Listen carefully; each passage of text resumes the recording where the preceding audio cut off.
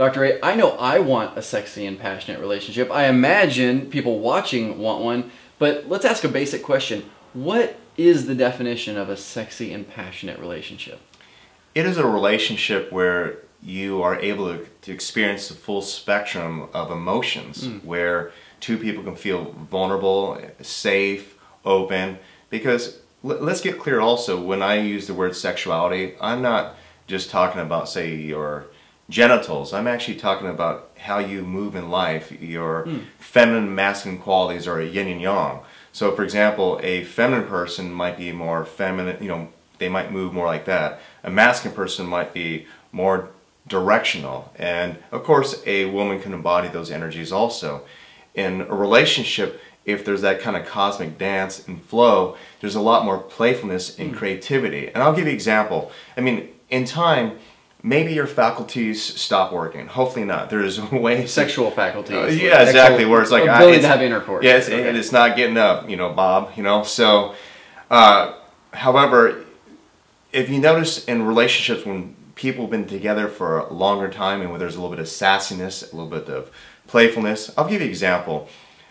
My mother's always asking him for help, and if that were not the case, I'm sure he wouldn't be living today. He's much older, and so he's able to continue to slay her dragons. He's able to be masculine and have some purpose, rather than being some retired husband who's just doing nothing with his life. And so she also is able to tap into her femininity and feel like that energy in her body. Even if they're not having, say, intercourse, that they still have that playfulness. And if you see them together, you see that, and you can imagine how they were when they were much younger. So, in other words, like, you know, when you're like teenagers, it's like, you know, let's hump over here, let's do this. Right, and as you get older, it starts changing. And say when you are in your 70s and 80s, it's kind of like more like there's harmony, but also I like that word. Two people are still confronting each other on their stuff at times, and that they're able to express that deeper part of themselves, that feminine and masculine energy.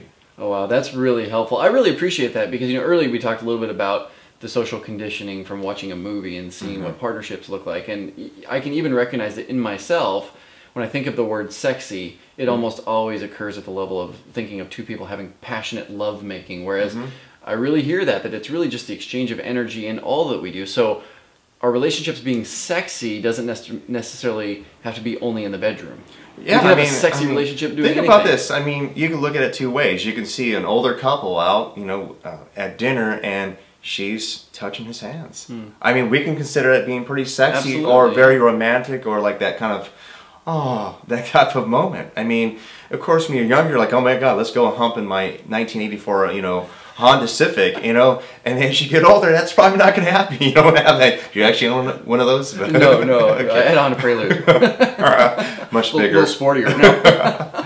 So but as you get older, it's like, how would that look? You know, how could you express that in a relationship? And that is sexy. As you get older, it's that connection. It's maybe where you start talking more and sharing. You know, this is really helpful because one of the things that I do, obviously I'm interviewing you, but I love talking to people and interviewing lots of people, and I've actually asked some of the men that are in my life in their 60s and in their 70s what their sexual relationships are like, and I've always pointed that question towards like, what's the frequency of sex? Yes. How often are you having sex? And now that I'm hearing you, I'm realizing that I think one of the guys I've asked kind of understood the other sexual aspects of life, because he did talk about how him and his wife are really in a flow of life together, and they're exchanging what you would call sexuality in everything that they do. And the other guy I don't think got it, but that's super fascinating, because even, you know, I'm in my late 30s right now, but I want to have a passionate, sexy relationship, and I know that I can't be having sex all the time. It has to transcend from your genitals into your heart into just higher awareness.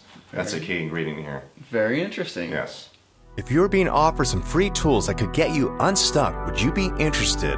If so, visit raydoctor.com and receive your free transformational exercises. Imagine starting each day feeling deeper love, a clearer mind, and being able to say to yourself, I really feel good.